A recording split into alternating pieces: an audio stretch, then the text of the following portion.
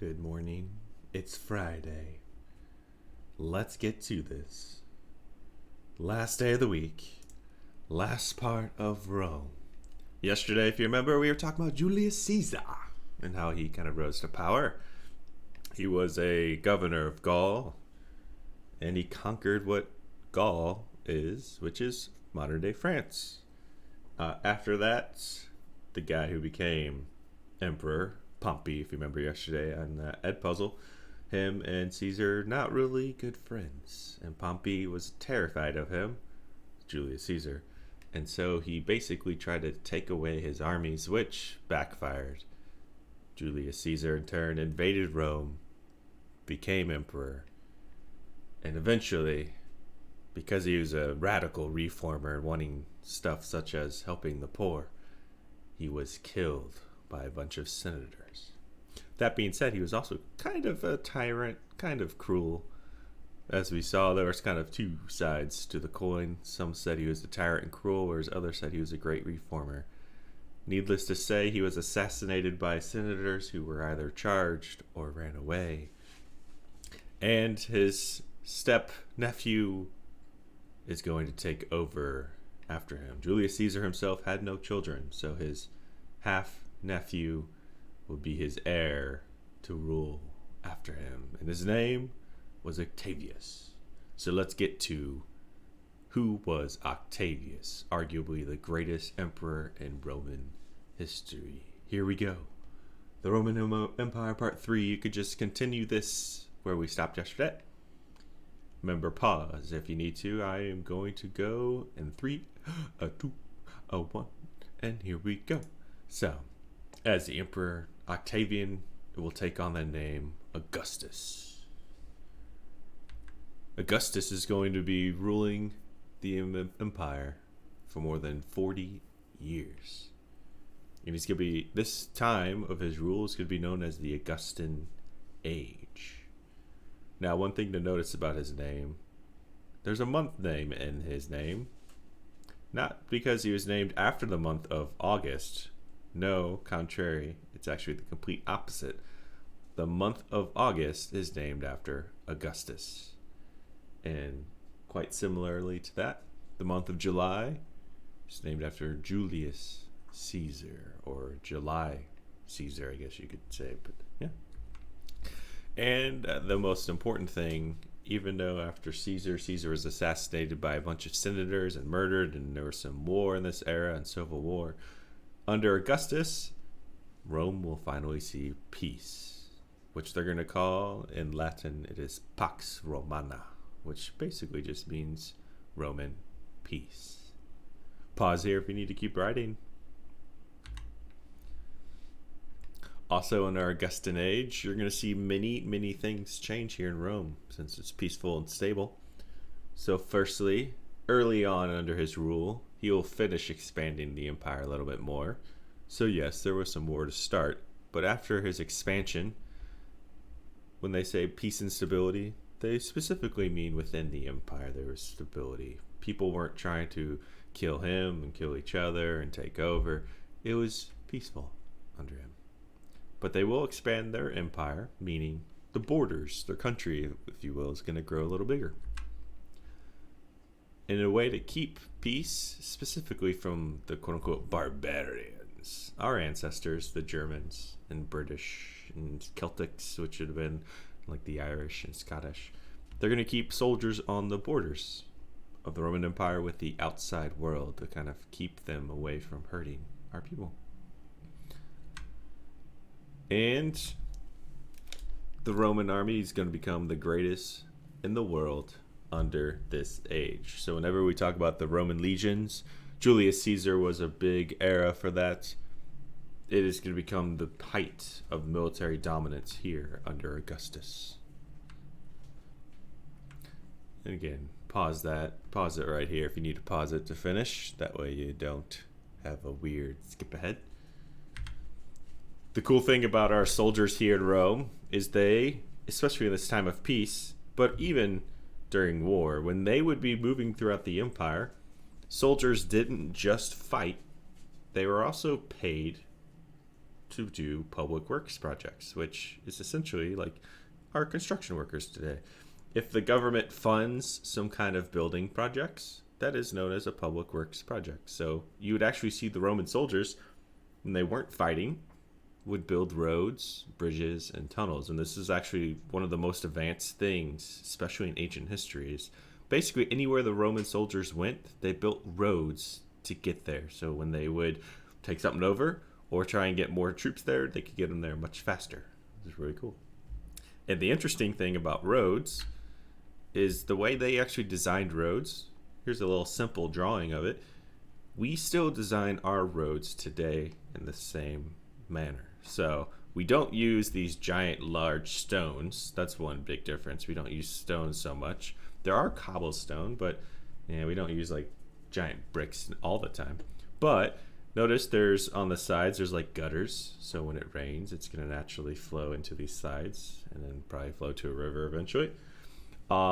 These different layers we still do today. So next time you see construction in your own neighborhood, especially on the roads or maybe on Telegraph or on the highway, next time take a look and you will see that this is going to be like a 3 or 4 foot deep hole that they will then fill with like some sand and then maybe some rebar, which is like steel bar, rocks, and then they're going to fill it with concrete. Same concept. And that really makes it even stronger. It just adds more durability. To go to show you how strong these were, there's still Roman roads that exist today in Europe. It's crazy. Moving on. Also, here's an example of an actual Roman bridge still standing. Now, I'm sure that it still gets maintenance and repaired here and there, just so it doesn't fall down. But the Roman arch is another famous design, which, much like the St. Louis arch, arches are one of the strongest architectural designs. So if you've been to the Science Center and you've built the arch, there's a little lesson there that also talks about the keystone, which is the center stone, is the most important part. All the weight is basically on this stone. However, the two arms, if you will, are pushing into it at balance. So it's a really, really strong. You can't push down and break that as easily as if it were a square. So brilliant design. And during our Augustan age, this was the time we're going to see kind of a height of architecture, building stuff, and engineers who were designing buildings such as our archway back there. And many of these buildings are going to be built out of marble and replace some of the older brick style buildings. So even in Rome, they had brick, like the red bricks maybe your house is made out of or you have around your house. But in this era, they're going to start building, especially like where the senators and government is, and where the temples are, the churches, are going to be made out of the beautiful white marble. So that's going to be one big thing we're going to see. Go ahead and pause it here if you need to write this still. But I'm moving on. One of the most famous buildings built in this era is called the Pantheon, which the Pantheon later in time is going to become a Catholic church. But here in this era, it's going to be a church, or not church, but a temple for, I believe, Jupiter, who was basically the Zeus under the Romans. So this still exists today because it was built and designed in this era. And actually, I got a really cool... Stop, Lucy! I got some really cool video for you, live feed right now of the Pantheon. I know, Lucy, it's exciting. What's crazy about watching this live feed right now in Italy, it is in the afternoon. I think they're about 7 hours ahead of us. So as I'm filming it right now, it's 7:30. And about 7 hours later, that'd be about 2 in the afternoon, I think. It's 2 or 3 o'clock. So normally, on a regular school day, if we were in class looking at this early in the morning, this part of Rome would be packed. There'd be people all over the place. But because of, obviously, the current events, there's only a handful of people, most of which, those are police driving by right now who are patrolling, making sure people are staying inside. And there's construction workers actually working. So they're actually taking advantage of, the low amount of people. This fountain you're seeing in front of you, I believe two things about it. I don't think it was built during the Roman era. I think it's more modern than that. Like it was built in the Middle Ages. But that water coming out of the fountain actually comes from a Roman aqueduct. So a lot of running water in Rome still comes from Roman built waterways, which is crazy. Thousands of years old. That being said, people don't drink this water because it's not necessarily safe to drink like we would drink today. You could probably drink it, but I wouldn't suggest it because it's like fountain water. So, ugh. All right. And finishing up our next part, here's an inside of the Pantheon today. As you can see, it still has like the Roman church. There's different. I'd be willing to bet you. Yeah, I think those statues might actually still be Roman. I'm not certain on that, but it does kind of look like a church today, right? The coolest thing about the design of the Pantheon is they have this giant light hole. Today, people ask every year, is that just open still? If I had to guess, I would imagine they have a giant sheet of plexiglass on the top so rain doesn't come in. But back in the Roman times, yeah, it was open air. So A, heat would rise and leave. There's that. And B, look at the natural lighting that you get throughout the day. And it kind of plays as telling you what time of the day it is as well, based on where the sun is in the room. So that's really cool. And then here's one more picture showing, today's modern floor and everything. So it's all fancy. It looks just like a giant museum, which basically is. All right, you don't need to write anything down on this part. This is just the live cam I was just showing you. But the cool thing on the very top of the building is it says in Latin, and you can see if you look very closely, you can see it up here. That's all in Latin. And basically what that all just translates to is it says, Agrippa lefocos tertivum facit. Same thing here, which basically just means Marcus Agrippa, son of Lucius, consul for the third time. He was consul tertium, built this. And I'm guessing facit means built this. Father Philip could confirm or deny that, but I'm sure he could actually read that. Anywho, another thing built in this era is the Forum of Augustus. Remember the Augustan age. And actually this was two things. One, it was a temple for Mars, which Mars was the god of war for Rome. And cool thing about this is we're going to see next week, the Roman religion was the same as the Greek religion, except they just renamed their gods. So Mars, being the god of war, Mars is a planet today, but in Greece, he had a different name. He's a different god, but the same, just different names. And also the Senate would be here at this Forum of Augustus. So this is where the Senate would go on to meet.